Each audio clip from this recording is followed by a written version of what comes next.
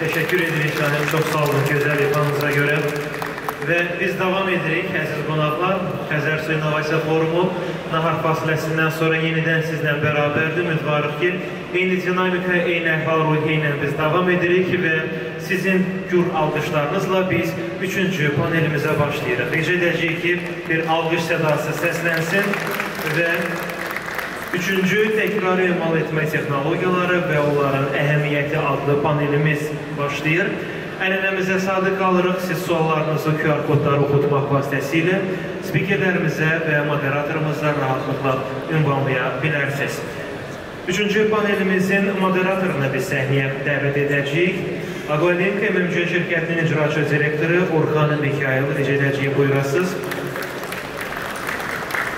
Və bizim spikerlərimiz Oleg Avrutin, Polimer Construction Şirkətlər Qrupunun Belarus Respublikası üzrə Mühəndislik Mərkəzinin rəhbəri.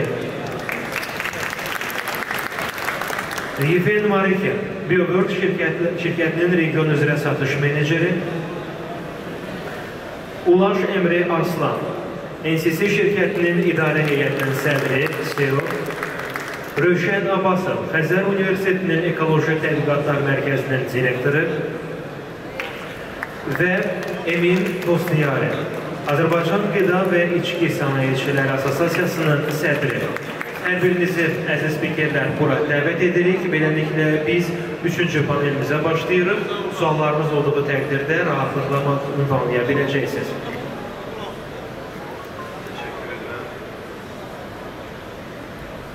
Tədbirin gedişatında bazı dəyişikliklər ola bilir, çünki planlanmamış bir hadisələr baş verə bilir. Nəzərə alsaq ki, tədbirin baş tutduğu səhnə və ərazi yetərincə kənarda yerləşir. Anlaşılan da hava şəraiti artıq payızın gəldiyindir. Payız da sululuq baxımından Azərbaycanın da yaz və payız ən çox arzuladığı, gözlədiyi bir dövrdür, müddətdir. Ona görə biz düşünürük ki, Azərbaycanın bol, yağıntılı bir payız olacaq. Hər birinizi salamlayıram, xoş gəlmişsiniz. Bizim bugünkü mövzumuz təkrar emal, suyun bərpası ilə bağlıdır. Bilirsiniz ki, bundan əvvəlki çalışışlarda da cənab Sədr Müavini İlqar müəllim də qeyd etdi. Azərbaycanda artıq yeni milli su strategiyası təsdiq edildi. Milli su strategiyası da özündə artıq ehtiva edir yenilik. Hansı ki, biz artıq alternativ su mənbələrinə keçidi planlaşdırırıq. Bura dəniz suyunun duzsuzlaşdırılması var, drenaj suların istifadəsi var, yeraltı suların, eyni zamanda da çirkab suların bərpası ilə, yəni təkrar emalı vasitəsilə dövrəyə qaytarılması planlaşdırılır. Bugünkü spikerlərimizdən bağlı bir qısa tanışlıq etmək istəyirəm. Yetərincə təcrübəli və yetərincə öz sahəsində ixtisaslaşmış şirkət və mütəxəssislər burada iştirak edir. Mən aparıcımız sağ olsun təqdim etdim, amma istəyərdim ki, bir də tanışlıq üçün deyim, Oleg Avrutin Belarusiyadan gələn qonağımızdır, həm də Belarusiyanın Polimer Construction şirkətinin mühəndislik mərkəzinin rəhbəridir və yetərincə ixtisaslaşmış bir şirkətin mütəxəssisidir, həm də eyni zamanda uzun zaman su idarəsinin, yəni su kanal idarəsinə rəhbərlik edibdir bir bölmədə. Yevgen Marikin Almanyadan olan bir şirkətin nümayəndəsi, Biobör şirkətdə çirkab suların bərpası ilə bağlı və təmizlənməsi ilə bağlı Almaniyada öz patentli məhsullarına sahibdirlər və artırılmış aerasiya, extended aeration deyə bir texnologiyanın sahibləridir. O da eyni mövzuda sizə yeni bir texnoloji həllər təqdim edəcək. Ulaş Emre Arslan, bizim Türkiyədən dostumuz, o Türkiyədə kimya sənayesində aktiv fəaliyyət göstərən bir şirkətin rəhbəridir. Eyni zamanda da Türkiyədə Kimya Dərnəyinin üzvüdür. Onun Kocaeli körfəzində və Türkiyənin fərqli bölmələrində çirklənmiş suların təmizlənməsində, su özlərinin təmizlənməsində yetərincə təcrübələri var, onu bizimlə paylaşacaq. Rövşən Məmmən Basrov Azərbaycanda bu sahədə ən aktiv fəaliyyət göstərən ixtisaslaşmış ekspertlərdən və hətta məndən beynəlxalq ekspertlərimizdəndir. Onun bir neçə məqaləsini mən şəxsən oxumuşam və təqdir etdiyim bir mütəxəssislərdəndir. Sizə öz təcrübəsindən Azərbaycanla bağlı və dünyada gedən proseslə bağlı bir tanışlıq verəcək. Emin Dostyari bizim əziz qida ekspertimiz, Azərbaycanın fəxrlərindən biridir. Eyni zamanda Coca-Cola kimi böyük bir gigant təşkilatda auditorluq edir. Hal-hazırda qida və sənaye işçi assosiasiyasının sədridir, rəhbəridir və öz sahəsində yetərincə şirkətlər həm dəstək, həm köməklik etməkdədir. İcazənizlə mövzunu başlamazdan əvvəl mən istəyərdim ki, biraz interaktivliyi qorumaq məqsədi ilə Emin müəllimdən başlayacağım. Çünki Emin müəllim istəyərdim ki, öz təcrübəsindən qida sənayesində suyun tələbatı, sudan istifadə və bu sahədə təkrar suyu biz harada istifadə edə bilərik, onunla bağlı öz fikirlərini bildirsin. Mövzuya Rövşən müəllim də qoşula bilər, daha sonra aramızda bir müzakirə aparaq. Emin müəllim, buyurun, söz sizdədir. Mikrofonu qoşun, çünki tərcümə var. Eşidirsiniz, hə? Təşəkkür edirəm Orxan bəy. Belə bir əhəmiyyətli tədbirdə iştirak etmək çox sevindiricidir. Elə başa düşülən xaricdən də qonaqlarımız var, amma söhbətimiz Azərbaycan dilinə davam edəcək. Let me take an opportunity and welcome our guests coming from outside. I will continue my speech in Azerbaijani as the majority locals, but we have a translation going on. Çox əhəmiyyətli bir məsələnin müzakirəsidir. Bilirsiniz ki, dünya bugün su qıtlığı ilə üzləşir. Ümumiyyətlə, dünyada məntəqdən bilirik ki, mövcud olan suyun çox kiçik bir hissəsi içməlidir, belə deyək, işə yarayır. və müəllim onu bizdən çox yaxşı bilir. Və sənayenin inkişafı ilə, ümumiyyətlə həyat tərzimizlə, baş verən iqlim dəyişiklikləri ilə bir çox səbəblərdən suyun istifadəsi insanlar tərəfindən artmaq deməzdim, israf olmuşdur. Çünki hər gün içdiyimiz suyun miqdarı yəqin ki, illər öncə də eyni idi, bugün də eyni idi. Lakin həyat tərzimiz, urbanizasiya, böyük şəhərlərdə yaşamaq suyun istifadəsini artırır. Eyni zamanda da sənayenin inkişaf etməsi. Əvvəllər biz kəndlərdə yaşayırdıq, çox mərkəzi yerlərimiz yox idi. Su quyularından gözəl qızlarımız səhənglə evinə su gətirirdi, itki də yox idi. Amma indi biz istəyirik ki, Gədəbəydəki suyu Bakıda istifadə edək. Bunun qablaşma prosesi var, bunun xərcləri var və bunun ətraf mühitə təbii ki, verdiyi öz zərərləri var. Qlobal su qıtlığı ilə əlaqəli təbii ki, BMT-nin hədəfləri var, dayanıqlıq hədəfləri var. Dayanıqlıq hədəflərində yeni texnologiyaların istifadəsi, innovasiya, suyun istifadə nöqtəsində azaldılması, ümumiyyətlə susuz proseslərin, emal proseslərinin həyata keçirilməsi, bunlar hamısı realdır və bunlar artıq BMT-nin də hədəfi olduğu üçün hər birimizin hədəfinə çevrilməlidir. Burada təbii ki, suyun qənaət olunması, təkrar istifadə olunmasında tək vətəndaşın, tək dövlətin və tək sənayenin üzərinə düşməməlidir. Burada kollektivdir, çünki dünya kollektivdir, hamımız üçün, hamımızın anası da evidir. Dövlətlər, yəni sistem belə deyək, bu proseslərdə əhəmiyyətlidir ki, qoyduqları qanunlarla, qaydalarla suyun istifadəsini azaltmaq üçün təşviq mexanizmləri göstərsinlər, qaydalar qoyulsun. Vətəndaşlar təbii ki, hər birimiz bu məsələdə daha çox təlimli, daha çox belə deyək, məktəbdə, ətrafda, ailədə belə bu məsələlərə diqqət eləməyimiz lazımdır. Çox ciddi şəkildə su israfı var. Yəni bizim bu tədbirin açılışında Azərbaycan Dövlət Su Ehtiyatları Agentliyinin rəhbəri belə qeyd etdi ki, bir il bizim ölkəmizdə suyumuz olmasa, yağışı olmasa, bizim yetərincə suyumuz var. Lakin bu o demək deyil ki, biz suyumuzu israf eləməliyik. Çünki su artıq çox ciddi bir dəyər kəsb edir. Biz fəaliyyət sahəmiz olaraq, mən ən azından bir 95-96 ölkədə su sahəsində ciddi fəaliyyətlərlə məşğul olmuşam. Mənim işimdir son 17 ildir. Tullantı sularının təmizlənməsi, onların təkrar istifadəsi, ictimaiyyətə suyun bərpa olunması və biz bu proseslərin hamısında görürük ki, çox önəmli məsələlərdən biri də insanların suya olan münasibətidir. Təbii ki, bu sistemin, deyək ki, dövlətlərin və fərdlərin məsələlərini müzakirə da olsa da etdik. Digər bir məsələ də sənayedir. Biz də Azərbaycan qida və içki sənayesi olaraq bu sahədə öz üzvlərimizlə çox mütəmadi çalışmalar görürük. Məsəl üçün, gələn həftə dünyadakı ən böyük bir tədbir var, DrinkTech deyilir. Bütün dünyadakı böyük şirkətlərin hamısı, texnologiya, innovasiya şirkətləri Münhində toplanacaq və onlar öz innovasiyaları təqdim edəcəklər. Biz də Azərbaycanda sahibkarlarla ora gedib bu sistemləri öyrənməyə çalışacağıq. Əhəmiyyətli məsələlərdən biri bizim suyu sənayedə də, çünki sənayenin su istifadəsi bəlli bir ciddi bir faizlə, öncədən qeyd etdim, biz bu məhsulu artıq Çeşmədən deyil, dağdan, Gədəbəydən gəlməsini istəyiriksə, bunun bir belə deyək, hekayəsi var. Bu suyu paketi qablaşdıran, o paketi yuyulur, onun su atılır. Ondan sonra o şüşədirsə, təkrar geri qaydanda, təkrar bir də kimyəvi maddələrlə yuyulur və bu artıq 1 litr su istifadə etmək üçün, yəni əvvəl necə idi? Mənbəsindən 1 litr suyu gətirir deyə və 1 litr suyu da içirdik.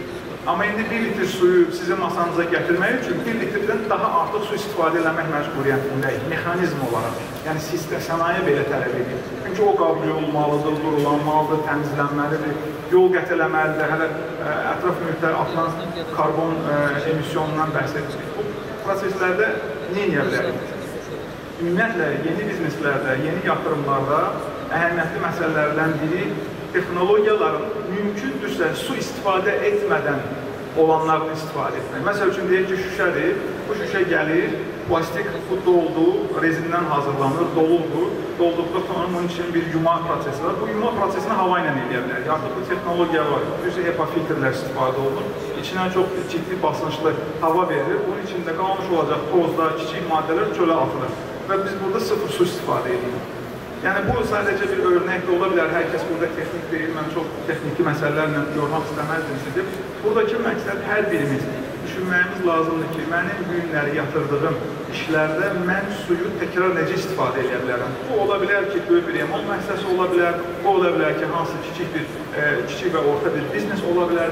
Biz öz biznes fəaliyyətimizdə ana məsələlərdən biri olaraq, necə ki, pul qazanmaq bizim üçün əhəmiyyətlidir, biznes planımızda biz bunu qeyd edirik və biz biznes planımızda qeyd etməliyik ki, mən necə edəcəm ki, enerji və su istifadəmi ən minimuma indirəcəm. Çünki bizim qarşılaşacağımız növbəti 3 il olsa, 5 il olsa, 10 il olsa, bunu indi zaman göstərəcək bizə. Bunu praktikanı artıq dünyanın başqa ölkələrindən görürük. Artıq sənayenin icazə verilən su və emisyon miqdarı var. Deyək, buyurun. Müdafiə eləmək üçün. Amma bir dənə sual verir. Hal-hazırda cəmiyyəti ən çox maraqlandıran məsələdən biri, siz qida mütəxəssisi olduğunuza görə deyirəm. Biz sənayedə dediyiniz o texniki sudan istifadə edə bilərikmi? Yəni o qidada hər hansı bir kontaminasiya və ya sip sistemlərində çirkab suyu təmizliyi və ya diz qabların yuyulmasında çirkab suları istifadə edilməsi insanlarda necə ön fikir yarada bilər? Bunu necə, bariyeri necə aşa bilərik ki, insanlar bunu qəbul eləsinlər ki, itkilərin qarşısına var? Önemli bir məsələdir. Deməli, su ümumiyyətlə, biz məsələ suyu, Orxan müəllim texniki su olaraq dedi. Ümumiyyətlə, suyun əksəriyyəti gəldiyində elə bir parametrdədir ki, o texniki su sayılır. Çünki Dünya Su Təşkilatının Potable Water deyə, yəni içməli su adlı bir parametri var. Bu günləri bizim rayonlarımızda, kəndlərimizdə hər bir əldə etdiyimiz, hövzələrdən əldə etdiyimiz su birbaşa bəziləri istifadəyə yararlı deyil. Bakı şəhərində bizim evimizə gələn su belə bugün əksəriyyətimizin yəqin ki, evində filtr var. Bu filtrdən istifadə eləməsək, yəqin ki, bir balaca orqanizmimizdə fərqli dəyişikliklər olmağa başlayacaq. Çünki içməli suyun, birbaşa içməli suyun bəlli bir parametrləri var. İçməli su hazırlama prosesində əgər su ikinci dərəcəli su halına gəlirsə, hər hansısa bir parametri dəyişirsə, minerallar miqdarı dəyişə bilər suyun, o zaman bunu biz texniki su adlandırırıq. Texniki suyun təbii ki, təkrar emalı və normal su kimi içilməsi bu çox qəbul olunan bir prosesdir. Yəni, mən burada icra hissi yaratmaq istəməzdim, amma dünyanın bir çox ölkələrində sanitar qovşaqlardan kullanan suların belə təkrar emalı və onun su halına gəlib və o bəzilərini göstərirlər, ölkələrin nazirləri falan gəlir, o sudan istifadə edir. Bu göstərmək üçün ki, su çirklənə bilir. Çirklənən bir şeydə təmizləmək mümkündür. O bayaq qeyd etdiyimiz o texniki məsələlər və yaxud da içməli su məsələsi, bu sadəcə suyun öz texniki parametrlərlə əlaqəlidir. Müəyyən bir texniki parametrlərə gələndə, kimyəvi parametrlər uyğun olanda biz anlamırıq ki, bu suyu birbaşa içə bilərik. Orxan bəyin sualına cavab olaraq və qeyd etdiyi kimi insanların maraq kəsb edən bu sual olduğu üçün çox sadə. Bunun üçün filtrasiya sistemləri qurulmalıdır. Bunun kiçik modelləri evlərimizdə var. Sənayemizdə bu çox əhəmiyyətlidir. Bugün biz emal müəssisələrində 100 minlərcə tonu ildə suyu atırıq. Amma bu suyu biz təkrar geri qaytara bilərik. Onların bəziləri çox az çirklənibdir. Yəni, deyək ki, prosesdə ola bilər ki, müəyyən mineral tərkibi dəyişib, birbaşa içmək üçün uyğun deyil, amma bunu çox rahatçılıqla təmizləmək mümkündür. Mən 28 Afrika ölkəsində olmuşam. Mən hər dəfə o ölkələrə gedib onların istifadə edildiyi suyu görəndə mən Allaha dəfələrlə şükür edirəm ki, bizim bu günləri bulaqlardan götürüb içdiyimiz belə su o qədər də filtrasiya ehtiyacı olan deyil, amma insanlar kanallardan axan çirkab suları dəfələrcə durmamağa çalışırlar. Onu ilk öncə bir palçıq hissəsini, sonra onun kənardan gəlmiş bullantılar, minerallar, bunu bərpa edərək içməyə çalışırlar. Hər bir suyu təkrar istifadə etmək demək olar ki, texnik olaraq mümkündür. Bu, təbii ki, xərclə əlaqəlidir. Dəniz suyunun belə, bilirsiniz, dənizə üzməyə getdiyində bir bazı ağzımıza su qaçdığında bizi necə narahat edir, amma o suyun belə təkrar istifadəsi mümkündür. Qətəri bilirsiniz devlətdir. Yəni, Qətərdə suyun demək olar ki, 100%, aşağı-yuxarı 100% dənizin suyudur. Bütün suyu oradan çəkirlər, onu çox böyük bir qurğularla təmizləyirlər. O qurğu məsələlərini Orxan bəy bizdən daha yaxşı bilir. Onların hamısını təmizləyirlər və oradan su əldə edirlər. Bizim ölkəmizdə də bildiyim qədərlə elə bir layihəmiz var, dövlət səviyyəsində təsdiq olmuş, önümüzdəki illərdə olacaq.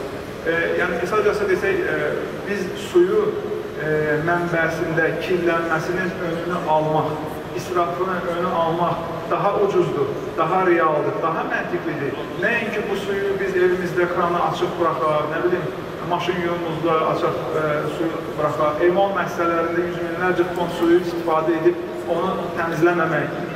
Bizim toplantılarımızın birində də qeyd etmişdik. Çox biz dövlətə də müraciət etmişik. Bəlli bir məbləğ, yəni bir neçə milyon manat investisiyalar olduğu zaman yeni müəssisələrin qurulması üçün biz təbii ki, industriya olaraq, sənaye olaraq tələb edirik ki, tullantı sularının təmizlənməsi üçün orada tələb olsun. Əgər mən dövlət olaraq sənə 20 milyon manat vəsait ayırıram, sən bundan emal müəssisəsi quracaqsansa, mən öz əlimdən sənə pul vermək istəmirəm ki, sən növbəti suyu çirkləndirən bir müəssisə olasan. Və burada tələb olmalıdır artıq ki, emal müəssisəsi. İndən sonra sən 20 milyon, 11 milyonunu gedib bu təmizləmə sistemi qurmalısın. Mütəxəssislə planlama eləməlisən. Bugün emal müəssisələri qurulur, biz sənayeni mən təmsil edirəm, amma bu reallıqdır. Su sahəsində peşəkarlarla bunu danışmırlar. İnstitutlarla buna danışmırlar. Mən burada emal müəssisəsi quracağım. Növbəti 10 ildə burada su olacaqmı? Mən emal müəssisəsi qururam. Necə eləyə bilərəm ki, mənim hədəfim olsun. Hər istehsal elədiyim 100 kiloqram hər hansısa bir məhsula bu günləri mən 5 litr su istifadə edirəmsə, mən necə eləyim bu 4 yarıma düşsün bu il? Gələn il 4 olsun, o bir 3 litr yarım olsun. Belə bir hədəflərimiz düşünürəm ki, sənayedə hər kəsin olmalıdır. Artıq bizim bir çox üzvlərimiz var öncül sənayedə. Bunlar bunu tətbiq edirlər və bunun hamısı biz individual fərdlər olaraq bizə də aiddir. Biz necə eləyə bilərik ki, bizim aylıq su istifadəmiz hər dəfə biraz ensin. Biz gəlir onun pulunu ödəyirik, fərqinə var. Mən pulunu ödəmişəmsə nə var ki, istədiyim qədər istifadə edirəm. Amma ola bilər ki, gələcəkdə bizim bu su istifadəsi üçün artıq imkanımız olmasıdır. Çalışmaq istədiyim bu qədər sizin. Çox sağ olun. Sizin deyəcəyə mən də çox qatılıram. Düşünürəm ki, Azərbaycan aşağı axında yerləşdiyi kimi sənaye də planlaşdırılanda sənayenin də yuxarı və aşağı axın prinsipləri üzrə yerləşdirilməsi vacibdir. Bunun bariz nümunəsi kənd təsərrüfatı və qida sənayesindədir ki, Azərbaycanda suyun daha az olduğu yerdə şəkər fabriki tikilir, daha çox olduğu yerdə isə fərqli bir sahə tikilir və bu da suyun qeyri-proporsional bərabər bölüşdürülməməsinə gətirib çıxarır. Nəticədə də həmin sənayenin orada inkişaf eləməsi və böyüməsi çətinlik yaradır. Rövşən, mən sizə söz vermək istəyirdim, sizin bunlarla bağlı fikirlərinizi. Ümumiyyətlə, mən bayaq Emil müəllimə də eyni sualı verdim ki, insanlar bu psixoloji bariyeri də aşmalıdır, hansısa bir formatda ki, çirkab su, texniki su və ya alternativ su mənbəsindən istifadə etmək olar və bunu təbii ki, texniki mümkündür. Bunu burada mütəxəssis hər kəs öz bilik və bacarığını sübut edir, amma bunu həm də gələk psixoloji tərəfini aşmaq lazımdır. Bir müsəlman ölkəsi olaraq, həm də ənənəsi olan bir ölkə olaraq bizdə bu məsələ ilə bağlı biraz fərqli yanaşma lazımdır. Düşünürəm ki, hökumət və dövlət səviyyəsində buna daha fərqli yanaşacaqlar. Amma istərdim ki, siz öz mövqeyinizdən bu məsələ ilə bağlı fikir paylaşasınız. Buyurun. Çox sağ olun, Orxan müəllim. Emin müəllimlə sizdə çox vacib məsələyə toxundunuz və xüsusilə vurguladınız aşağı-yuxarı axın məsələsini. Su idarəçiliyində bu hər yerdə var. Hər bir nöqtədə bu hiss olunur. Ölkələr arasında çayın yuxarı hissəsində yerləşən ölkə var, aşağı hissəsində yerləşən ölkə var. Adətən yuxarıda yerləşən ölkədə deməli, həyata keçirilən hansısa bir tədbir aşağıda yerləşən ölkəyə təsir edir. Bu kənd təsərrüfatında da var. Su mənbəyinə daha yaxın olan fermer sudan daha yaxşı istifadə edir. Bir qədər uzaqda olan fermer isə aşağı axın fermeri kimi həmişə susuzluqdan əziyyət çəkir. Bu həm də elə planlaşdırmada var. Biz ilk növbədə su ehtiyatlarının idarə olunmasında bir şeyə diqqət çəkməliyik. Suyun süni olaraq daşınmasını mütləq bir şəkildə mümkün qədər azaltmalıyıq. Yəni, su maliyyedir, onu boyu ilə əlbəttə ki, uzaq bir məsafəyə daşımaq çox asandır. Yəni, buna boyu imkan verir, bəlkə də o qədər də nəqliyyat xərcləri tələb olunmuyor. Amma biz burada iki şərti nəzərə almalıyıq. Birincisi, suyu harada gətirəcəyik, ikincisi, suyu harada istifadə edəcəyik. Və yolda nə baş verəcək? Baxın, yoldakı o, deməli, onun hidrologlar çox vaxt qara yeşik adlandırırlar. Çünki yolda su suyun başına daha çox belə deyək, problemlər gələ bilər. Çirklənmə prosesi gedir, itki prosesi gedir, keyfiyyətin azalması gedir, suyun vaxtlı-vaxtında gəlib çıxmama məsələsi var, su anbarından suyun hansı qaydada götürülmə problemləri var. Bütün bunlar problemdir və biz çalışmalıyıq ki, bu cür daşınmaları əlbəttə ki, azalır. İndicə mənə Qazaxıstandan jurnalistlər zəng etmişdi ki, bəs necə olur, Xəzər səviyyəsinin azalması baş verir və Azərbaycanda bu istiqamətdə hansı işlər görülür. Və əlbəttə ki, Xəzərin səviyyəsinin azalması təkcə Azərbaycanın problemi deyil. Bu həm də çox böyük bir transsərhəd problemidir. Volqa çayı var, deməli, statistika göstərir ki, tək Volqa çayının üzərində 800-dən artıq su anbarı var. Volqa çayının hövzəsində, qolları ilə birlikdə və ümumi sayəsi 30.000 kvadrat kilometr olacaq. İndi gəlin biz buradan itən buxarlanmanı hesablayaq, infiltrasiyanı hesablayaq. Burada baş verən çirklənməni hesablayaq. Və əlbəttə ki, bütün bunlar Xəzərin səviyyəsində təsir. Bizdə nə baş verdik, bizdə nə oxşar problemlər fonunda biz başladıq çox su götürməyə. İndi biz yaxın ölkələrin təcrübəsinə fikir versək, bu günlərdə Urmiya gölünün şəkli yayıldı. Ki, Urmiya gölü tamamilə quruyub. Çünki gölə gələn 20-yə yaxın çayın hamısı üzərində su anbarı, yəni barajlar, bəndlər tikilmişdi və bu su istifadəsi həmin o hövzədə artmışdır. Su istifadəsi belə deyək, ümumi sərvət faciəsidir. Buna İngilizcə tragedy of the common deyirlər. Yəni, insanlar öz problemlərini həll etmək üçün mümkün qədər çox su götürməyə meyilli olurlar. Buna su idarəçiliyində həm də bir fragmentli yanaşma deyirlər ki, bugün hansı problem var, mən suyumu götürüb, onu həll edim. Mən 10 il sonranı, 20 il sonranı əlbəttə ki, düşünmüyorum. Və bu deməli, şəxsi maraqlar fonunda tədricən su mənbələrinin tükənməsi baş verir və ümumi maraqlar itir və ümumi maraqlar azalır. Və sonra ümumi maraqların itməsi fonunda o həmin o fermerlərə də daha çox ziyan dəyir. Burada biz suyun mümkün qədər az istifadəsi və iqlim dəyişmələri baş verir. İqlim dəyişmələri fonunda mümkün qədər sudan istifadənin azaldılması məsələlərinə baxmalıyıq. Bizdə ayrıca su strategiyası var. O, su ilə bağlı çox məsələləri deməli işıqlandırır. Məsələn, dünənləri belə bir xəbər yayıldı ki, bəli, biz alternativ su mənbəyi olaraq süni yağışları da edəcəyik.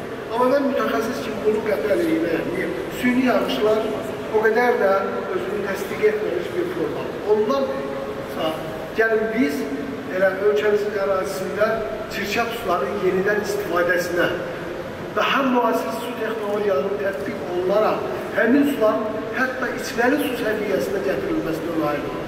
Bakı şəhəri böyük şəhərdir. Burada əmələ gələn, deməli, tək hövsan aerasiya stansiyasından çıxan sular elə əgər lazımi səviyyədə təmizlənərsə, Bakının su ehtiyacının böyük bir hissəsini deməli təmin edər. Ümumi Bakıya təxminən, yəni orta hesablamalar göstərir ki, saniyədə 20 deməli, metr kuba qədər su daxil olur. Və bu suyun bir hissəsi bu içilir, yəni çox az bir hissəsi içilir. Yerdə qalır, su isə istifadə olunur. Yəni, su istehlakı və su istifadəsi arasındakı fərqlər. Deyək ki, təxminən 16-17 saniyədə kubmetr su əmələ gəlir ki, və bu həm də çox gözəl bir metan mənbəyidir. Bir qaz kimi, çirkab sularına əmələ gələn sudan bir metan kimi istifadə edib, bir qaz kimi də istifadə etmək olar. Və əlbəttə ki, bu su azından bizim Abşeronun kənd təsərrüfatında istifadə olunur. Mən burada iki məsələni ortalığa. Birincisi, su sotu dəqiq aparılmalıdır. Su sotu elə aparılmalıdır ki, burada itkiyə heç nə getmirməlidir. Eynilə suyun satışı çox dəqiqləşdirilməlidir və diferensasiya aparılmalıdır. Bəlkə də o suyu çox israf edən müəssisələrə daha yuxarı tariflər tətbiq etmək olur. O nə qədər istəyir sudan istifadə etsin. Amma istifadə etdiyi həcmə görə ödənişli etsin ki, özü də sudan deməli səmərəli istifadə etmədə maraqlı olsun. Çünki əgər o özü maraqlı olmayacaqsa, heç bir qadağa, heç bir məlumatlandırma burada kömək etməyəcək. Araya girirəm. Biz maraqlı sual verməsin. Misal üçün, deyirsiniz, Gürcistan aerasiyasından suyun təkrar emalına istifadəsini. Burada təbii ki, qurum nümayəndələri qeyd edəcəklər ki, şəbəkə mövcud deyil, o suyu geri götürülməsi üçün. Bəs Bakı şəhərində və trafik müəyyənləşdirmə gözəl qeyd edək ki, Bakının artıq kadastr deyə günləşdir. Bakı şəhərində olan göllərdən istifadə etmək, təkrar emal, onunca fikirləşəsiniz, bu mümkün olabilir. Çox sağ olun, çox yaxşı bir məsələlər toplayır. 200-ə yaxın Abşeron yarımadasında göl var. Bunlar statik su ehtiyatları adlanır. Bunlar dinamik su ehtiyatları deyil. Statik dinamik su ehtiyatı nədir? Daim təzələnir, çaylarla. Çaylardan suyu götürdükcə gəlir. Yəni, normal bir şəkildə bir çaydan suyu götürsək, o heç vaxt tükənməyəcək. Amma göllərin suyu statikdir. Biz, məsələn, mən sizə bir misal çəkeyim.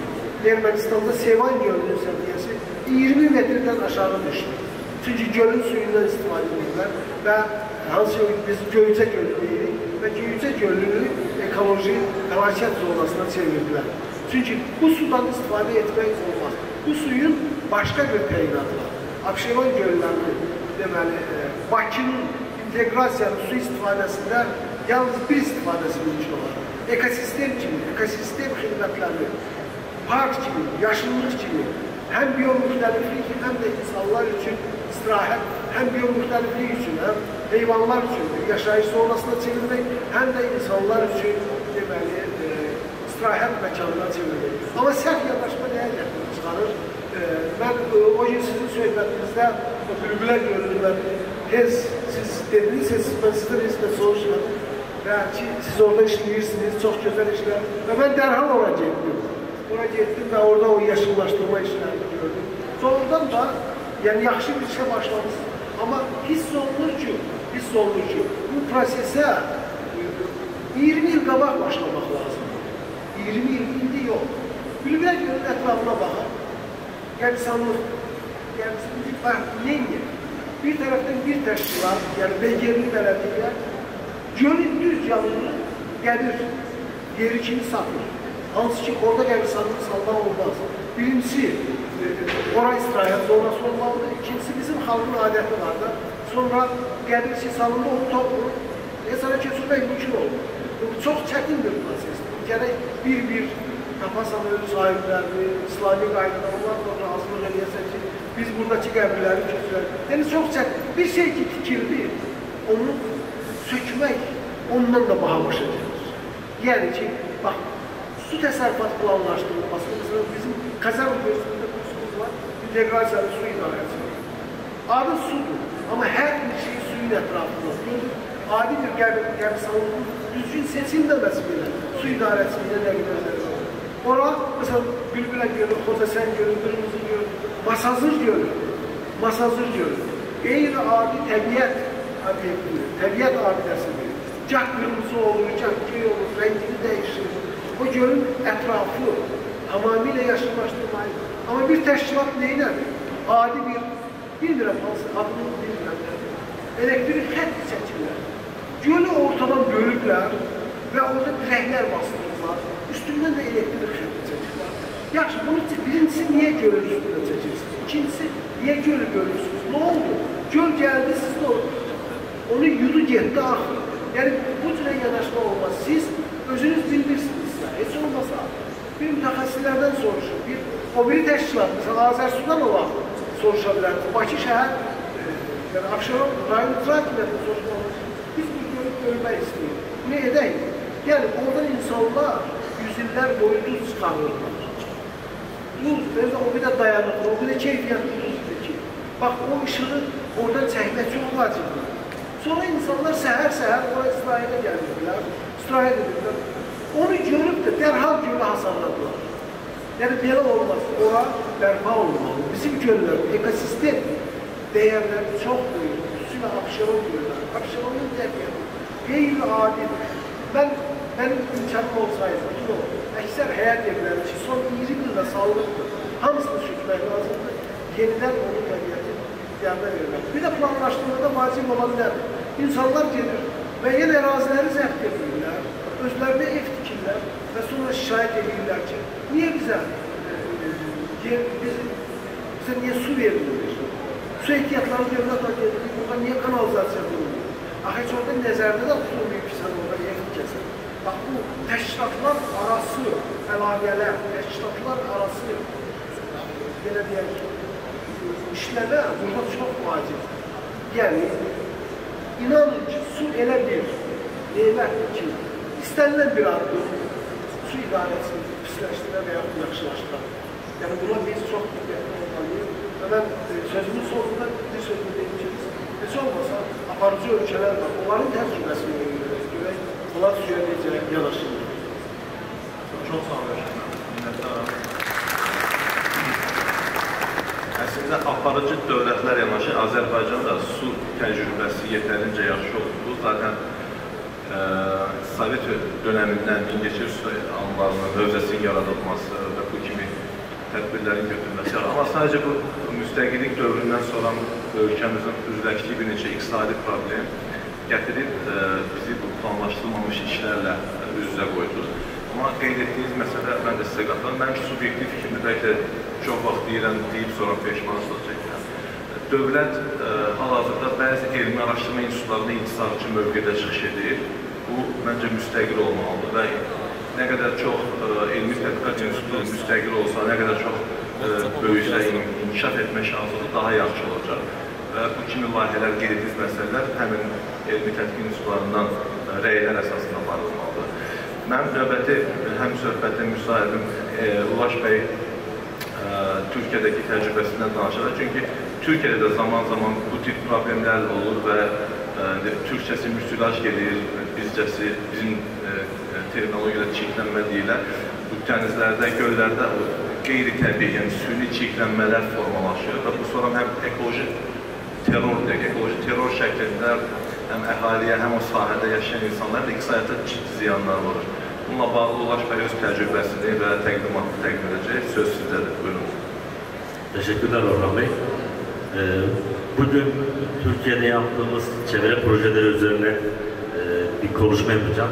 Bununla ilgili bir sunumum vardı. Herhalde kürsüye geçmem gerekiyor.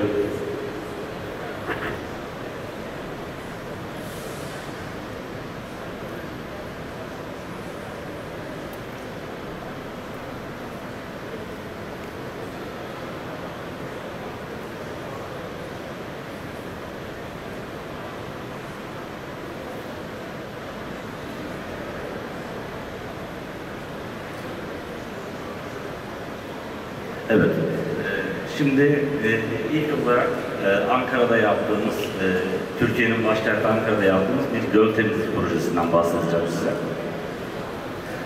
Morgan Gölü projesi bizim ilk yaptığımız proje 2016 ile 2022 yılları arasında tarafımızdan teknik desteği ve kimyasal arıtım süreçleri tamamlandı. Bu proje Avrupa'nın en büyük iç su temizlik projesiydi. Yaklaşık 10 milyon metreküp dip çamuru gölün dibinden cutter suction dredger'lar vasıtasıyla taranarak karaya çekildi ve bu işlem neticesinde uygun koagülant ve flokülantlar ilave edilerek iyi bir flokülasyon verimi, iyi bir çökme verimi elde edilip temiz suyu tekrar doğal ortama gönderilmesi amaçlandı ve başarıyla da 2022 yılında sonlandı. Burada 80 dönümlük bir arazide biz bu işlemi yaptık.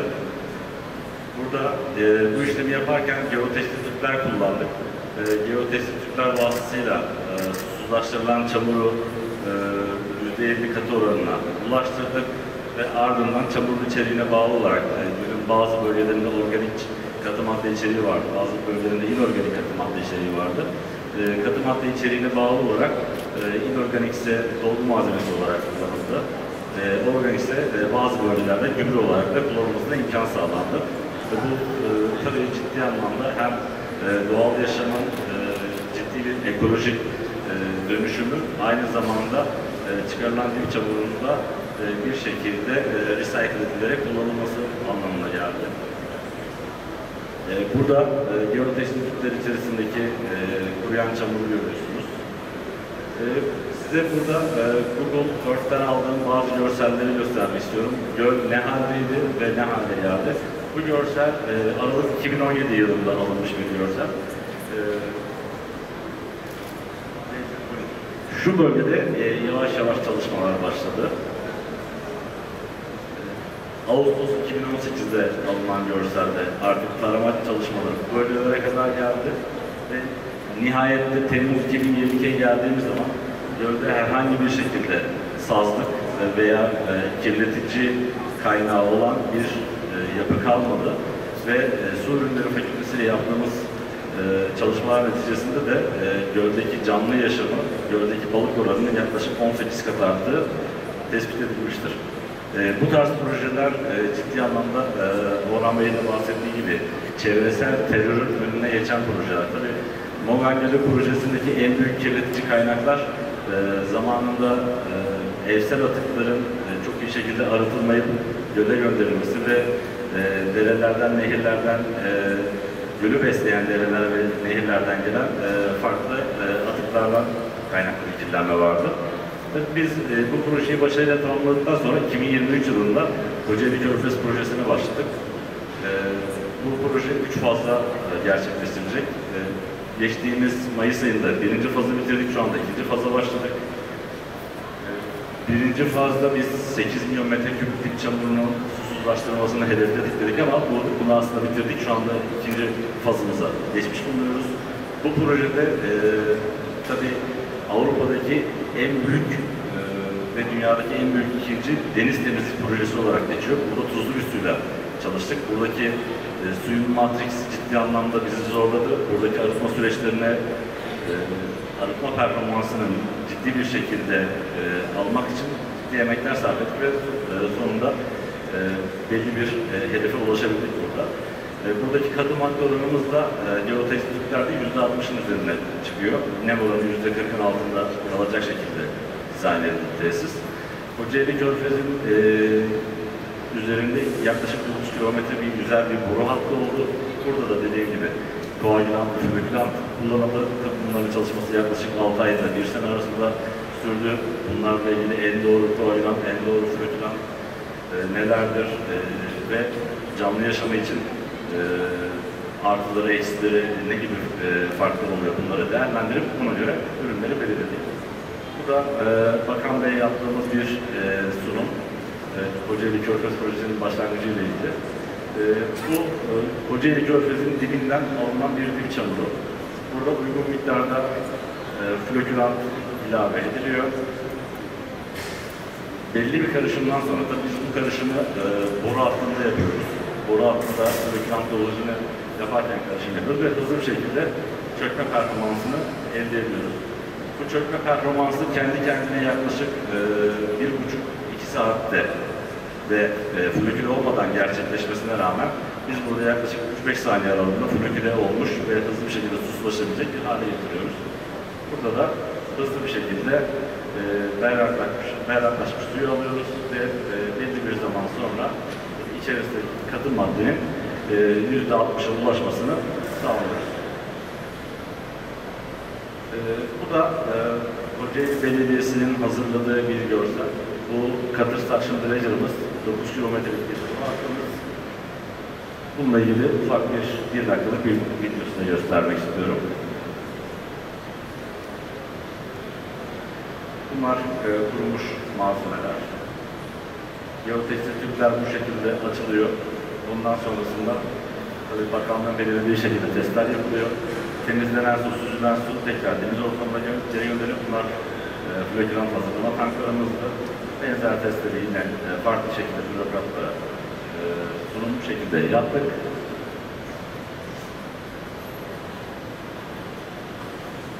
Bu projemizde dediğim gibi Cutter Suction Dredger'ın tabii 9 kilometrelik bir boru hattı olduğu için 9 kilometre boyunca pompalayamadık biz bu çamuru. Ciddi bir yoğun bir çamurdu. Araya bir terfi istasyonu koyduk. 1100 kW'lık bir motorla 4,5 kilometre sonra ikinci terfi istasyonuyla süreci yürüdük. Bu da son geçtiğimiz ay drone'la aldığımız görseller, temizlenen alanlar ve temizlenmesi beklenen alanlar arasındaki ciddi farkları görebiliyorsunuz burada.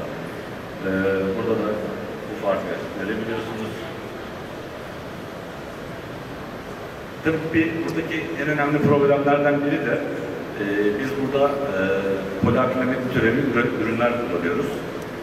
Burada bu ürünleri kullanırken NSF'in uygun gördüğü belli parametreler var. Özellikle poliakrilamid flokulantları üretirken akrilamid parametresi bizim için çok önemli. Çünkü akrilamid kanserojen bir ürün. Literatür taramasıyla birlikte akrilamidin dünyada tam anlamıyla tespit edilebildiğine dair çok iyi bir çalışma yok. Biz de burada Yıldız Teknik Üniversite Bakırcılar Araştırma Grubu ile birlikte Sezgin Bakırcılar hocamızla birlikte bir çalışma yaptık.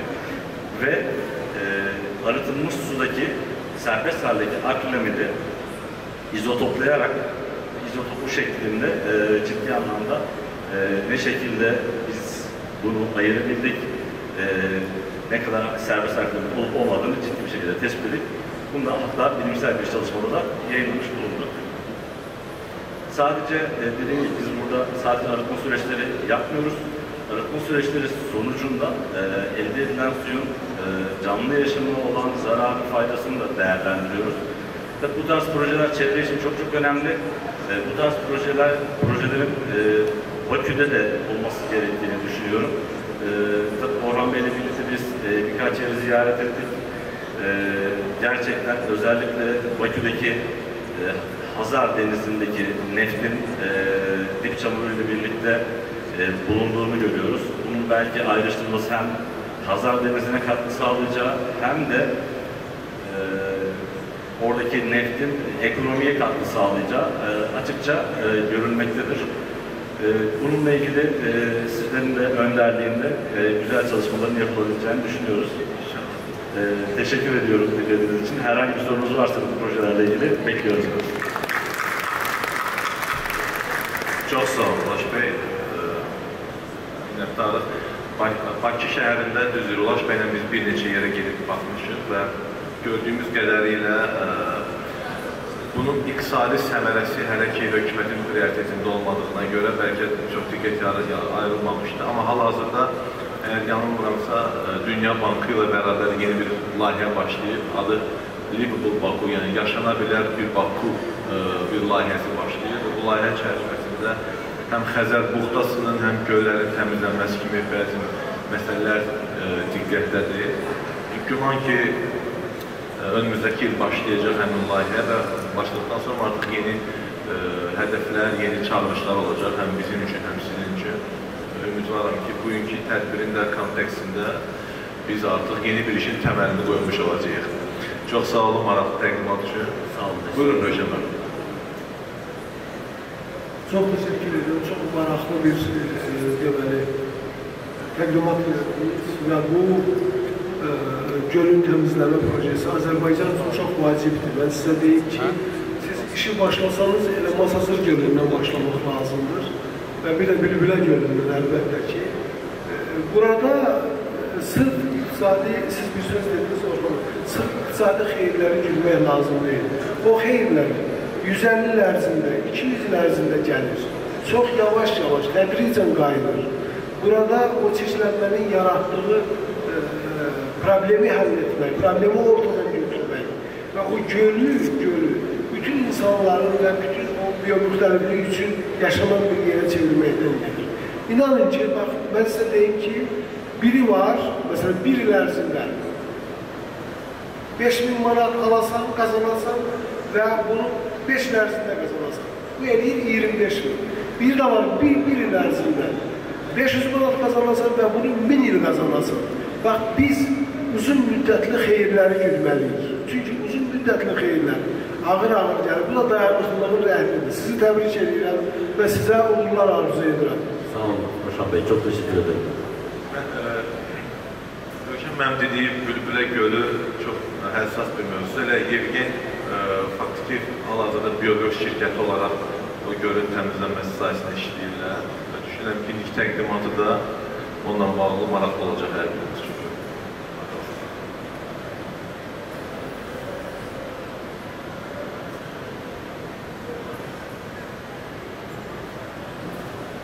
Снова здравствуйте, коллеги. Спасибо за предоставление. предоставленное слово. Как уже было сказано, компания Bioworks на сегодня выполнила проект, по которому выполняется строительство очистных сооружений возле озера Удбуля. Да? То есть, как в моем понимании, наверное, это первый шаг ко всем тем мероприятиям, которые сейчас здесь обсуждались. То есть, первое – это устранить причину загрязнения. Да? То есть, все сточные воды, насколько я понимаю ситуацию, они сейчас прямиком идут в озеро. Да? То есть, соответственно, без какой-либо очистки и так дальше, и так дальше. То есть, нашим проектом удалось все это связать в одно целое.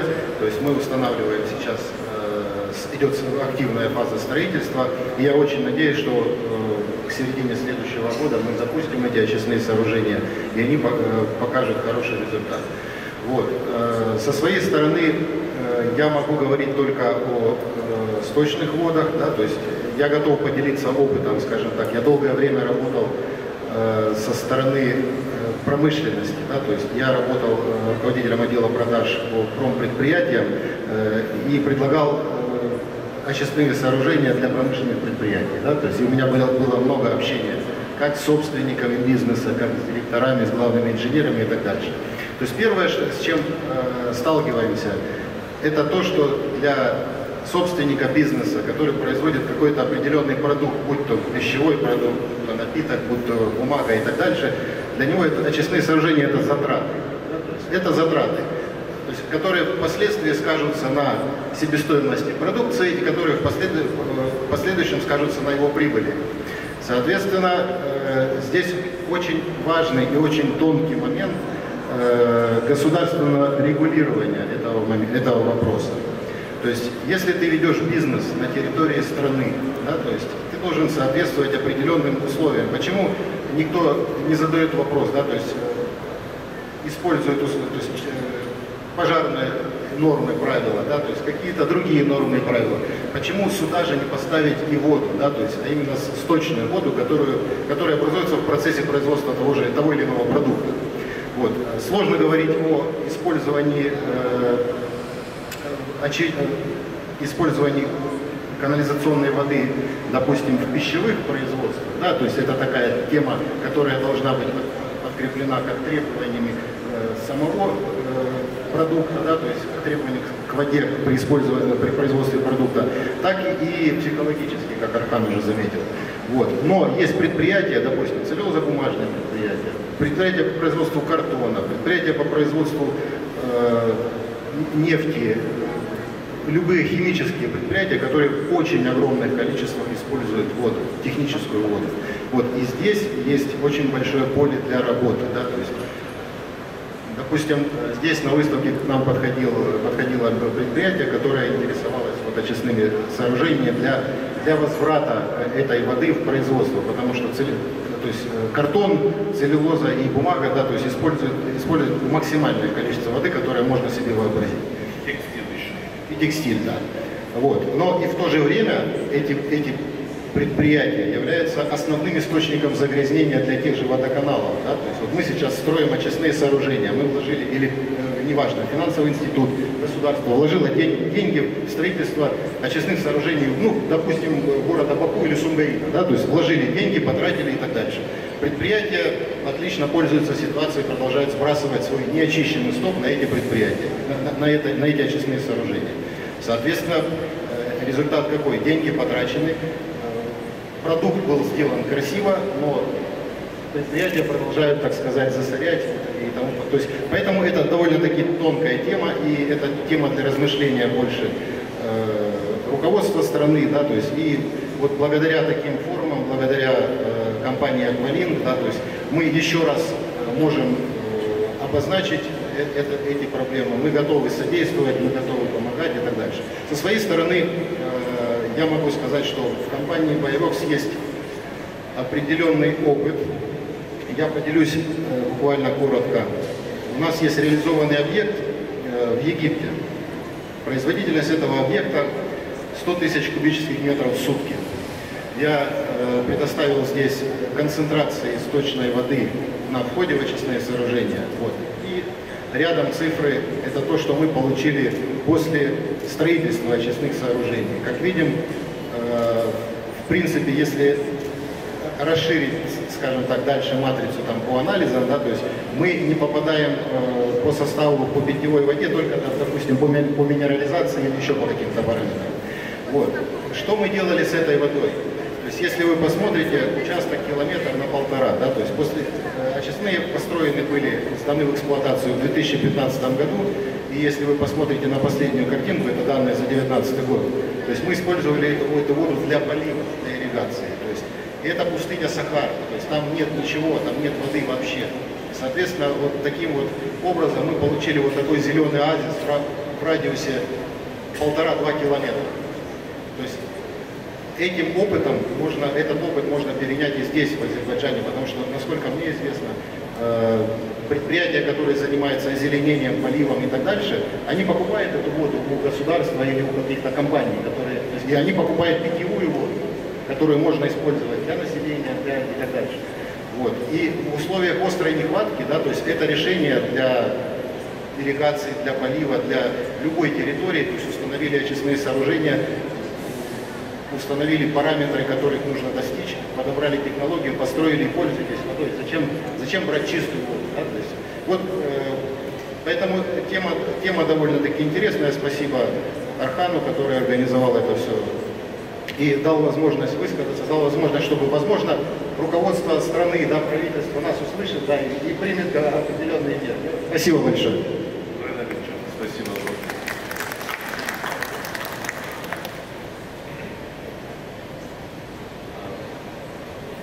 Bildiğiniz qədər mən 14 ildir bu sektorla maraqlanıram və işlədiyim sahənin dəyər qatmağa çalışıram və ötən illərdə Azərbaycanda belə bir yenilik oldu. Artıq public-private partnership, yəni dövlət-özəl tərəfdaşlığı ilə bağlı qanunla təsdiq olundu artıq. Bu proses başlayır, hökumət artıq bu sahədən maraq göstərir.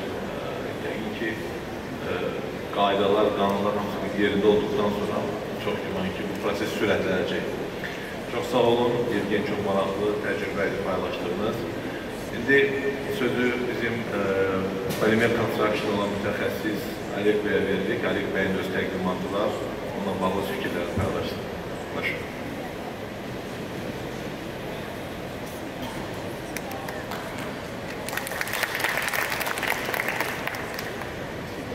Архан. На самом деле получилась интересная дискуссия, и я бы хотел вернуться с того вопроса, который вы задавали первым, о психологическом барьере. Мне кажется, вот сейчас наравне с тем, что нужно правильно ставить задачи, что нужно правильно формулировать проблемы и правильно распределять ресурсы по потокам, сначала чистить сточные воды, потом заниматься осадками, нужно действительно однозначно сейчас же заниматься и формированием общественного мнения, общественного сознания. Нужно сейчас, с одной стороны, приучать людей к экономии, с другой стороны, нужно приучать людей к доверию к той работе, которую государство сегодня ведет. И что если действительно государство потратит огромные ресурсы на очистку воды и доведение ее до пригодности использования в ирригации, в сельском хозяйстве, технических нуждах, а может быть в перспективе промышленности, о чем вы спрашивали, люди к этому тоже должны быть готовы. Поэтому это должно стать сейчас уже обязательным звеном проводимой работы. Развивая эту тему, я хочу показать одно из направлений. Вот перед этим Евгений показал прекрасно реализованный проект, и мы бы хотели тоже видеть, как в Азербайджане реализовываются проекты по повторному использованию воды. Сегодня был прекрасный доклад по водному кадастру, где было видно, что несмотря на то, что страна стала меньше извлекать воды в силу разных причин, и культуры пользования, изменения структуры пользования водой, все равно воды становится меньше. Поэтому наша концепция, наша идеология заключается в том, что если ты один раз воду уже ее извлек, то нужно ей пользоваться до тех пор, пока она физически просто не испарится. Не нужно каждый раз за каждой потребностью входить в водные ресурсы, потому что когда снижается уровень, о чем мы не говорим и не думаем, мы думаем только, как бы нам выпить чистой воды, но мы не думаем о том, что там тоже есть жизнь, это биоразнообразие обязательно поддерживает. У нас есть разработанная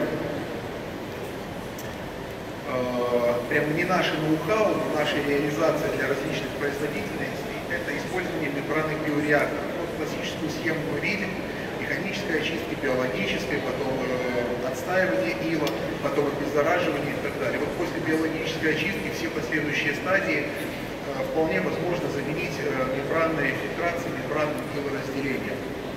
В принципе, мы можем по этой схеме посмотреть, что через ультрафильтрационные мембраны, в общем-то, не проникают даже вирусы. Мы проводили ряд исследований с санитарными службами, и ни на одном из объектов, где мы поставили мембранную ультрафильтрацию, обеззараживание можно было не производить. Ни одного из показателей, которые характеризуются бактериологическое качество воды, не было выявлено никаких превышений. Собственно говоря, на основе вот таких мембранных блоков мы решаем разную производительность, мы тем самым можем добиться качества воды, мы можем добиться уменьшения объемов сооружений, потому что увеличиваем окислительную способность, мы можем добиться лучшего качества активного ила, то есть решается целый комплекс задач.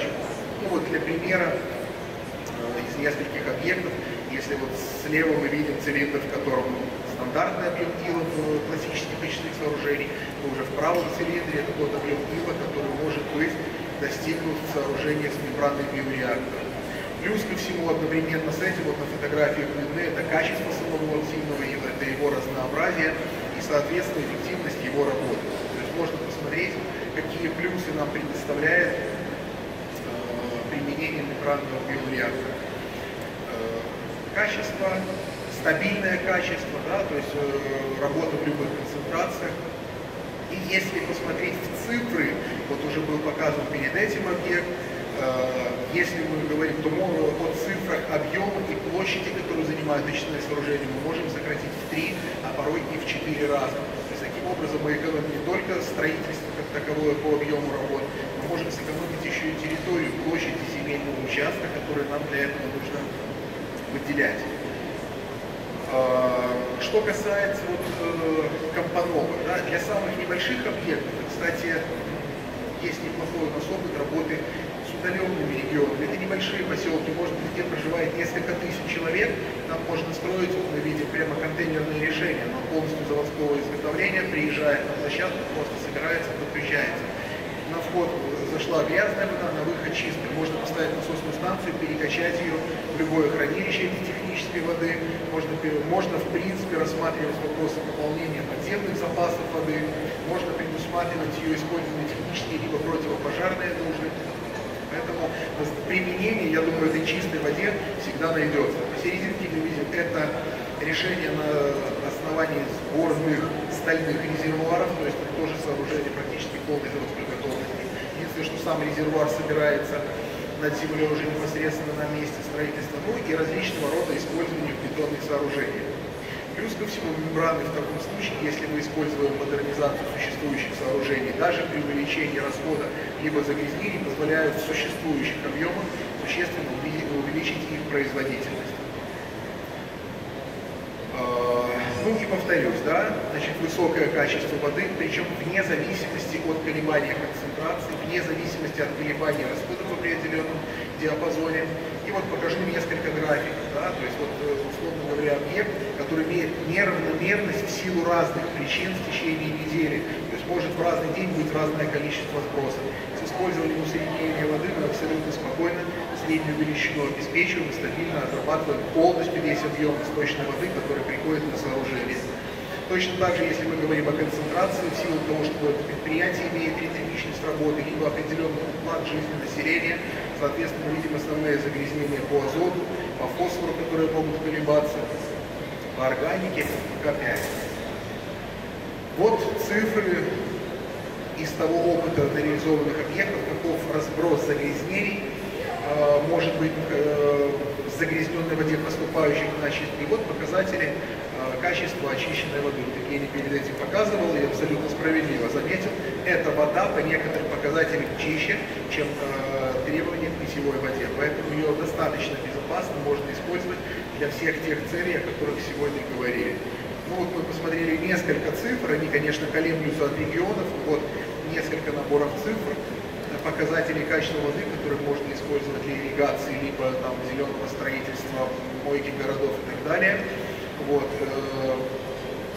качество воды используемой для мойки автомобилей и качество воды, которое мы достигаем, применяя мембранные технологии. Мы видим, что абсолютно безопасно эту воду для всех этих технических целей можем использовать. Поэтому предлагаем там, где есть потребность, начиная от маленьких небольших поселков, чтобы, может быть, не стягивать это куда-то или решать локальную экологическую проблему, до крупных объектов, рассматривать и активно внедрять технологии мембранной фильтрации, чтобы всю воду, которая уже была забрана из водоема, можно было использовать в другие нужды. Спасибо за внимание. Благодарю, Олег, спасибо. Suallar var. Mən sualların üçün təşəkkür edirəm. Çox maraqlı suallar var və istərdim ki, sualları yönləndirəcəm, amma cavablandırmaqda hər kəs sərbəstdir. İlk sualımız, bu barədə biz danışdıq əslində, neftə çirklənmiş göllərlə bağlıdır. Bu göllərin monitorinq aparılıbdır, Mete Bey, özüm cavab verəm. Böyle bir data var, məlumat var, amma indi onu kimsə əlavə cavablandırmaq istəyirsə, demək, Röşən mənim sual belədir sizə ünvanlanır. Azərbaycanda neftə çirklənmiş su hövzələri var. Bunlar izlənilirmi? İzlənilirsə bunların miqdarı, həcmi bilinirmi? Çox sağ olun suala görə, çox vacib sualdır. Neftlə çirklənən ərazilər əsasən Abşeron yarımadasındadır və 30 min hektara yaxın bir ərazidir. Bu, Ekologiya və Təbii Sərvətlər Nazirliyinin rəsmi bir məlumatıdır. Hal-hazırda neftlə çirklənməyə qarşı çox böyük mübarizə aparılır və bu çirklənmə qalıq çirklənmədir. Yəni, əksəriyyəti son 150-200 ilin məhsuludur. Hal-hazırda neftlə çirklənmə yoxdur Azərbaycanda. Çünki indi neft şirkətləri ki, işləyirlər, bunlar bütün standartlara əməl edirlər. Məsələn, və onu deyim ki, neftlə çirklənmədən azad olunması üçün çox böyük bir iş aparılır. Mən bu yaxınlarda bir Dünya Bankının bir layihəsinə cəlb olunmuşdur. Bizim işimiz review idi, yəni ki, hökumətin Zığ gölünü təmizləmək kimi belə bir məqsədi var və orada geniş işlər aparılır. Çox təəccüblü bir məsələ oldu, mənim üçün də yenilik oldu ki, Zığ gölü niyə bu qədər çirklidir? Gölün dibi çox qalın, belə deyək, qatranlaşmış neftlə doludur. Sən demə, müharibə vaxtı həmin göldə neft rezervuarı kimi istifadə olunur. Yəni, çıxarılan neft ora axıdılır, ondan sonra daşınılmış həmin bütün yerlər. Yəni, neftlə çirklənmə bizdə çoxdur və əlbəttə ki, bunu indi Xəzər dənizi, Ağşəhərdə bu yaxınlarda açıldı bir hissəsi, orada köhnə çirklənmiş ərazilər məlum oldu. Məsələn, bir yer vardı, mən oranı gördüm. Birbaşı tanker, bilmiyorum, qəziyə oluyub, nədirsə, neft axıb və orada kristallaşıb. Əlbəttə ki, çox ağır problemdir Azərbaycan üçün. Və Bayılda, Ağşəhərdə bugün iri miqyaslı təmizləmə layihələri aparıldı. Və bu təmizləmə layihələri aparılır, amma yenidən görürsə ki, təkrar çirklənmə gəlir. Çünki neft biraz yüngüldür, yenə torpağın üzərində çıxır. Hər bir halda hesab edirəm ki, tədricən bu təmizlənmələr aparılacaqdır. Təşəkkür edirəm. Təsəvvür Bey, rəqiblərini. Mən düşünürəm bu suala sizə və Emin Bəyə daha çox uyğun gəlir. Bayaq Rafiq mənim də çıxışına qeyd edək ki, Xəzər dənizində siz də qeyd etdiniz ki, təbii azalmalar müşahidə edilir. Sual da bundan ibarətdir ki, əgər belə bir azalmalar fonunda Xəzər dənizinin suyunun duzsuzlaşdırılıb istifadəyə verilməsi ona hansı təsirlər edə bilər və bu daha da bu proses daha da sürətləndirməzmi? Mən bir şey deyim ki, burada ikili bir məsələ var. Xəzərin səviyyəsinin azalması, təbii ki, dənizin suyunun azalması ilə baş verir. Amma o duzsuzlaşdırılıb istifadə olunan suyun miqdarı o qədər azdır ki, yəni, belə deyək, adi bir çay axınından da, yəni kiçik bir çay axınından da, hətta saniyədə 1 kubmetr qədər belə duzsuzlaşdırsalar belə bu Xəzərin səviyyəsinə o qədər də böyük bir təsir etməz. Amma o layihənin Azərbaycan üçün əhəmiyyəti nədən ibarət ola bilər? Biz digər regionlardan Abşerona gələn suyun miqdarını azaltmış olarıq. Yəni, bu 2x2 eyni bir şeyə gətirib çıxaracaq. Yəni, Abşeronun özünü bir su mənbəyi əmələ gəlir və biz Oğuz Qəbələ vasitəsilə daha az su gətiririk, Kürdən daha az su götürürük. Yəni, sanki su ehtiyatlarını ərazi üzrə optimallaşdırılır. Əlbəttə ki, biraz bağlı layihədir, amma bu layihənin böyük bir perspektivi o mənada var ki, biz suyun ölkə ərazisində uzaq məsafələrə daşınmasını azaltmış olur. Deyirəm, həcm baxımından o qədər də çox deyil. Çox təşəkkür edirəm. Tural bəy var, amma bir sualını canlı vermək istəyirəm. Tural bəy buradadır, yoxsa yox?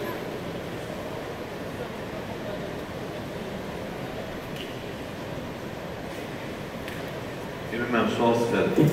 Salam, xoş gördük hər birinizi. İlk öncə bütün spikerlərimizə təşəkkür edirəm öz dəyərli fikirlərlə bağlı.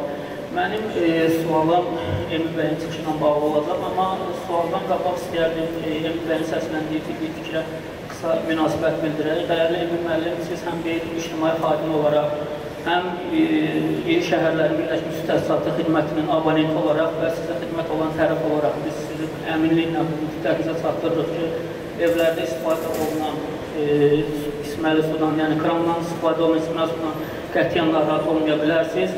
Tam rahatlıqla onun istifadəsini həyata keçirə bilərsiniz. Nəzərinizə çatdırım ki, bizim özümüzün mərkəzi laboratoriyası fəaliyyət göstərir ki, hansı ki, bu beynəlxalq şirkətlər tərəfindən akreditasiya olunmuş bir laboratoriyadır. Suyun nümunəsinin 63 göstəricisini analiz edə biləcək bir laboratoriyadır və sizlərə, siz abonentlərə elə bir də ötürülən suyun keyfiyyətinə bağlı heç birinin arasında əsas yoxdur. Sualımız ondan ibarətdir ki, bayağı bir metoda toxundunuz, yəni hansı su təmizləmə butulkalarının su ilə deyil, artıq belə deyək də xüsusi pompalanmış havanla təmizlənməsi. Bu haradasa yeni ideyadır və bu tip ideyalar çox ola bilər. Bəzən olur ki, insanlarda, əsasən gənclərdə, yəni start-up ideyalar, start-up yeni bir fikirlər formalaşır və onlara bir sponsor tapmaqda, onlarla bağlı kiməsə müraciət eləməkdə çətinlik çəkirlər. Bir asosiasiya olaraq bu prosesi, yəni istiqamətləndirəcək bir mexanizminiz mövcuddur sizin. Çox sağ olun.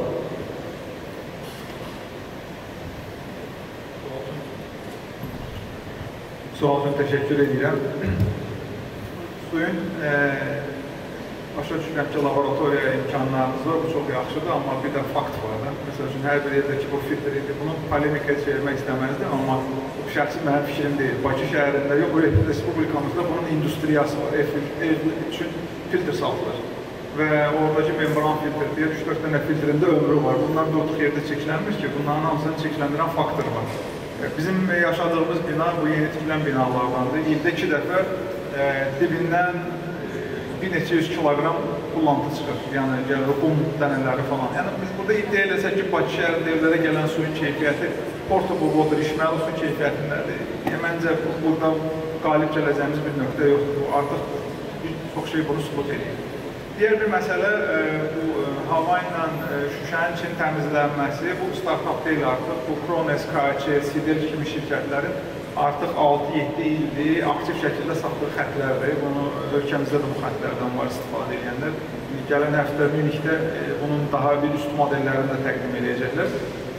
O ki, qaldı startuplarla əlaqəli, hansı ki bizim dəstəklədiyimiz, biz 3 dənə startupda, təşkilatçılıqda dəstək göstərmişik. Innovant ilə bu barədə yaxın əməkdaşlığımız var. Düzü bilirsiniz, startupların dünya statistikası göstərir ki, 93%-dən yuxarı startuplar davam edə bilmirlər. Çünki zaten məntiq də budur. Bir startupda bir fikirləşir, ideya ilə gəlir ortaya. Ola bilər bugün alıb, amma 10 il sonra alır. Bildiyiniz böyük bizneslərdə bəziləri startupda, Uber kimi və digərləri. Amma təbii ki, çox yüksək rəqəmlər də var ki, startuplar nəticə vermirlər. Var startuplar ölkədə bir neçəsinə bizim asosiasiyanın üzvləri dəstək göstəriblər, özləri tətbiq edə bilirlər deyə və əgər hər hansı bu sahədə ciddi startuplar olarsa suyun qənaəti ilə və suyu azaltma ilə əlaqəli biz həm AGİSA olaraq biz Ekologiya Nazirliyində İctimai Şurada da təmsil olunmaq, şuranın sədri də buradaydı. Və eyni zamanda AGİSA olaraq biz İqtisadiyyat Nazirliyinin İctimai Şurasında da təmsil olunmaq. Belə bir dəyərli fikirlər varsa, biz xahiş edərdik ki, bunu siz də təşviq edəsiniz. Bizlə də əlaqə yaratsınlar, Ekologiya Nazirliyinə, Su Ehtiyatları Agentliyinə. Bunları bizim, çünki bəzi problemlərin həlli bəzən də sənayenin özünün içindən deyil, sənayedən kənar insanların fikri ilə gəlir. Bunlar çox əhəmiyyətli məsələlərdir. Biz buna açığıq. Biz bunu maliyyələşdirə bilərik, o biraz sual işarədir, amma biz maliyyəni necə topa bilərik, orada dəstək ola bilərik. Təşəkkür edirəm, sağ olun. Çox sağ olun. Məsuliyyətini nəzərə alaraq sesiyanı yekunlaşdırmaq istəyirəm. Dəyərli spikerlər üçün, vaxtları üçün, fikirləri üçün minnətdarlığımı bildirirəm. Siz də səbir göstərib dinlədiyiniz üçün minnətdaram. Təşəkkürlər. Buyurun. Çox sağ olun, təşəkkür edirik sizə. Və Orxan bəy, ricamız olacaq ki, bir təşəkkür plaketlərini də sizin vasitənizlə zəhmət olmasa çatdıraq. Bizim üç spikerimizə təşəkkürümüz olacaq.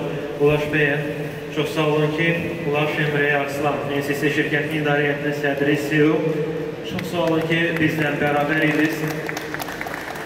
Rövşən Abbasov, Xəzər Universitetinin Ekoloji Tədqiqatlar Mərkəzinin direktoru. Emin Dostiyari, Azərbaycan Qida və İçki Sənayecilər Assosiasiyasının sədri.